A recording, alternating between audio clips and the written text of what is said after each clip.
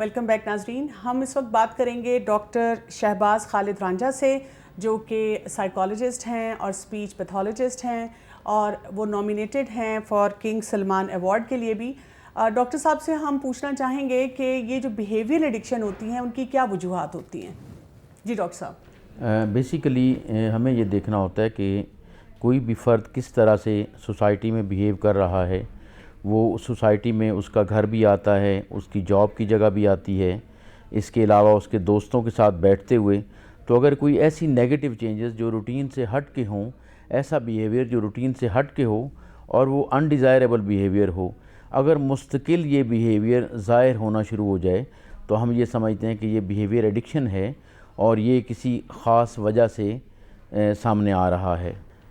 گھر والوں سے بھی ان کو یہ آئیڈیا ہوگا بیسیکلی کہ ایک بندہ جس نے ساری عمر ان کے ساتھ گزاری ہے, اگر اچانک اس کا کوئی بیہیویئر تبدیل ہو جاتا ہے, اس کے بیہیو کرنے کا انداز مختلف ہو جاتا ہے, گھر میں آتا ہے تو جب بھی اس سے آپ بات کرتے ہیں تو آگے چڑچڑے پن کا اظہار کرتا ہے, بے وقت غصے ہو جانا, اپنے چیزوں کا خیال نہ رکھنا, اپنے شیو کا, اپنے نہانے کا خیال نہ رکھنا, اور کام میں دلچسپی کا نہ ہونا, یا اپنی جاب میں جانے سے کترانا, اس کی نیند کے پیٹرن جو ہیں ان میں تبدیلی آ جانا, سارا دن سوئے رہنا اور رات کو ساری رات جاگتے رہنا. تو ان چیزوں سے ہمیں اندازہ ہوتا ہے کہ یہ بندہ یا یہ شخص جو ہے وہ کسی بیہیویئر ایڈکشن کا شکار ہو گیا ہے, یا کسی خاص ایسے مرض کا, سائیکولوجیکل ڈس آرڈر کا شکار ہو گیا جس کو انٹرونشن کی ضرورت ہے. بہت بہت شکریہ ڈاکٹر صاحب آپ کا. جی جبین, آپ ہمیں کچھ بتائیں گی کہ جیسے ہمیں ساری وجوہات اور بہت سارے فیکٹرز ہم نے دیکھے کہ ڈاکٹر رانجھا صاحب نے ہمیں بتائے ہیں, آپ کیا اس سلسلے میں کہیں گی کہ پھر الٹیمیٹلی بیہیویئر ایڈکشن کو کیسے ٹریٹ کیا جائے گا؟ کوگنیٹو بیہیویئر تھیراپی کرتے ہیں جو زیادہ تر کاؤنسلرز کے پاس جانا پڑتا ہے. اگر ہم وہ سمجھتے ہیں کہ یہ کتنی ہارمفل ایکٹیویٹی تو نہیں ہے, لیکن اس کے بہت زیادہ ہارمفل ایفیکٹس ہوتے ہیں جو آہستہ آہستہ یہ شخص جو بیہیویئر ایڈکشن میں ہے, یہ سبسٹنس ایڈکشن کی طرف جانے کے اس کے چانسز بھی زیادہ بڑھتے ہیں. تو اس لیے اس کا یہیں پہ سد باب تو وہ کوگنیٹو, یعنی ہم یہ نہ سوچیں کہ اس کی عادت ہے مار پیٹ کے, ڈانٹ کے, طنز کر کے اس کو ٹھیک کر لیں گے, یہ خود ہی ٹھیک ہو جائے گا. اب وہ اس میں بالکل اندر تک آ چکا ہے, وہ چاہ رہا ہے, اس کو معلوم ہے لیکن وہ چھوڑ نہیں پا رہا. تو اس کے لیے جیسے کوگنیٹو بیہیویئر تھیراپی ہوتی ہے, اس میں کچھ کوسچنز اس سے وہ کرتے رہتے ہیں, اس سے نکلواتے ہیں اس طرح. لیکن گھر میں اگر ہم دیکھیں کہ ہم کیا کر سکتے ہیں تو اپنا ریلیشن شپ اس سے اسٹرانگ کریں, اس سے کچھ زیادہ کریٹیو کام کرائیں, اس کو کہیں اگر بچہ یا بڑا بھی ایون کچھ لکھیں, کریٹیو رائٹنگ کریں تھوڑی سی, ٹھیک ہے, اور جو کام وہ کر رہا ہے اس سے ہٹ کے اس کو کوئی کام دیں کہ آپ یہ کریں. کوئی پینٹر ہے بہت اچھا پینٹ کر سکتا ہے, ٹھیک ہے. اگر کوئی بہت زیادہ گھر میں رہ رہے تو اس کو تھوڑا سا باہر جانے کے لیے, یعنی کوئی ایسی ہیلدی ایکٹیویٹی سے کرائیں جس سے اس کی سیلف اسٹیم بھی ہائی ہو اور اس کو لگے کہ میرا کوئی رول بھی ہے اس گھر میں بھی ہے, اس سوسائٹی میں بھی ہے. بالکل بالکل. اور جو ایک اور چیز بہت امپورٹنٹ ہے وہ کہ اپنا ریلیشن شپ فرینڈس کے ساتھ بھی, اس کے فرینڈس کو بھی ذرا سا دیکھ لیں کہ وہ کیا کر رہے ہیں, ان کے ساتھ بھی اچھا ہو, اور گھر میں بھی فیملی بھی ذرا اس کو ٹائم دے. جی اندلی, میں آپ سے پوچھنا چاہوں گی چند 2-3 جو لاسٹ پوائنٹس ہیں.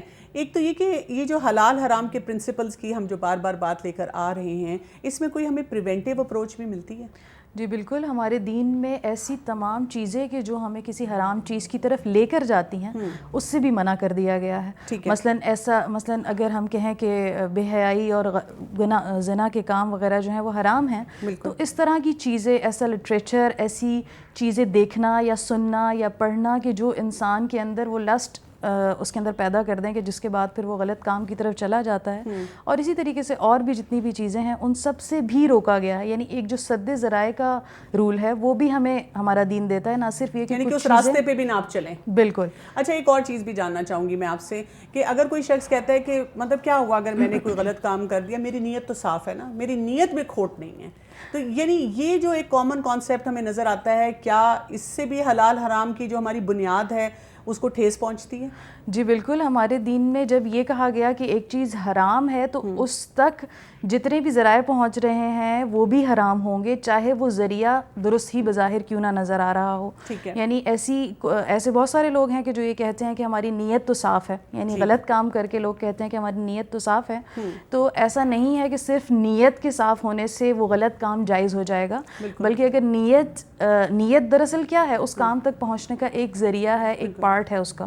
تو اگر کوئی شخص مثلاً صدقہ کرنا چاہتا ہے, کہیں چیریٹی کے کام میں اپنا حصہ ڈالنا چاہتا ہے, اور ایک طرف وہ غلط کاموں سے یا غلط ذرائع سے مال کما رہا ہے, مثلاً سود سے مال کما رہا ہے یا اور حرام طریقوں سے مال کما رہا ہے, تو اس شخص کیا ہوا صدقہ بھی اس طریقے سے قابل قبول نہیں ہوگا.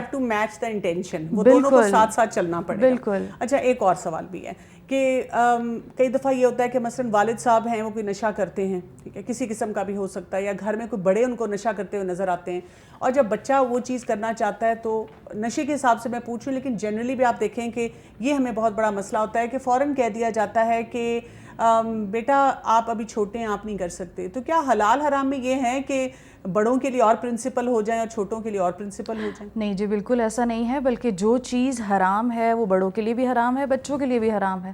جو چیز حلال ہے وہ بچوں کے لیے بھی حلال ہے, بڑوں کے لیے بھی حلال ہے.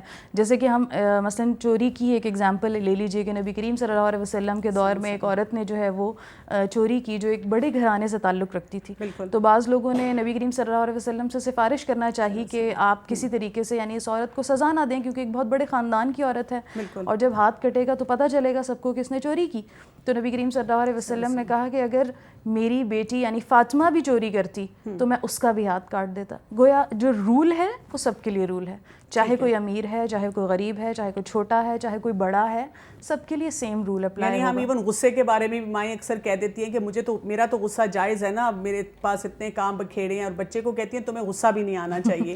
تو ہم یہ بات بھی نہیں کہہ سکتے, یعنی کہ دونوں کے لیے وہ جو چیز ہے اسی طرح سے ہوگی. اچھا جبین, کچھ اور ہمیں بیہیویئرز کے بارے میں یہ بتا دیں کہ بچپن سے مائیں اپنے بچوں پہ کیسے نظر رکھیں, اور کس ایج میں آپ کو لگتا ہے کہ یہ بیہیویئر کی ایڈکشن جو ہے وہ بڑھنا شروع ہو جاتی ہیں؟ بیہیویئر کی ایڈکشنز جو ہے نا وہ 7 سے لے کے 10 سال اور اس کے آگے 40 سال تک یہ چلتی ہیں. اچھا. اس کے بعد اتنا انسان اس طرف نہیں جاتا بیہیویئر ایڈکشنز میں نا.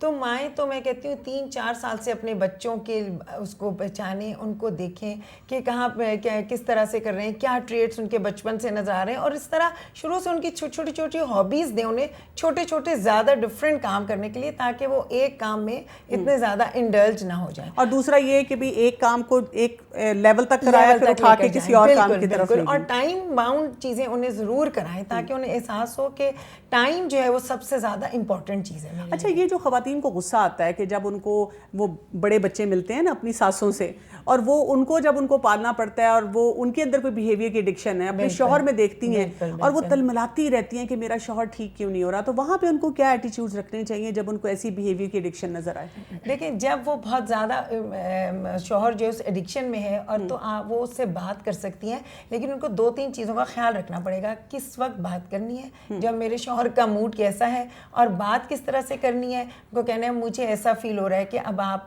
ہمیں ٹائم تھوڑا کم دے رہے ہیں, آپ اس چیز آپ گیمنگ میں بہت زیادہ انوالو ہو گئے ہیں.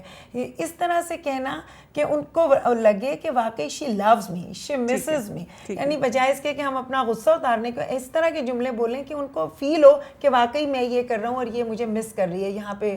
تو اس طرح سے ان کو آہستہ آہستہ اس کی طرف لے کر آنا. کہ مجھے بہت اچھا لگتا تھا جب ہم آپس میں بیٹھ کے باتیں کرتے تھے, ہم اکٹھے کہیں جا رہے تھے, جانے کا پروگرام بناتے تھے. اب ٹائم بہت کم ہو جاتا ہے, اور میرا بہت دل چاہتا ہے, بچے بھی اس چیز کو بہت مس کرتے ہیں. ٹھیک ہے. اور اسی طرح اگر یہ کہ بیوی, شوہر دیکھتا ہے کہ بیوی جو ہے وہ ایڈکشنز میں کسی ایسی بیہیویئر کی پھنسی ہوئی ہیں, تو ان کو بھی کچھ سپورٹیو رول جو ہے وہ پلے کر لینا چاہیے. سپورٹنگ رول جو ہے نا وہ پورے, میں تو کہتی ہوں پورے معاشرے کا بہت ضروری ہے. جیسے ہمیں ایسے سپورٹ گروپ بھی بنانی چاہیے جہاں پہ لوگ اس طرح جائیں, ملیں, اپنی بات بتائیں, تاکہ لوگوں کو فیل ہو کہ یہاں ہمارے ساتھ بھی پرابلم تھی, ان کے ساتھ یہ پرابلم ہے, اور انشاءاللہ یہ نکل آئے تو ہم بھی نکل آئیں. ٹھیک ہے, بہت بہت شکریہ آپ دونوں کا. تو ناظرین, ہمیں بہت امپورٹنٹ میسج آج اس سلسلے میں سمجھ آ جانا چاہیے.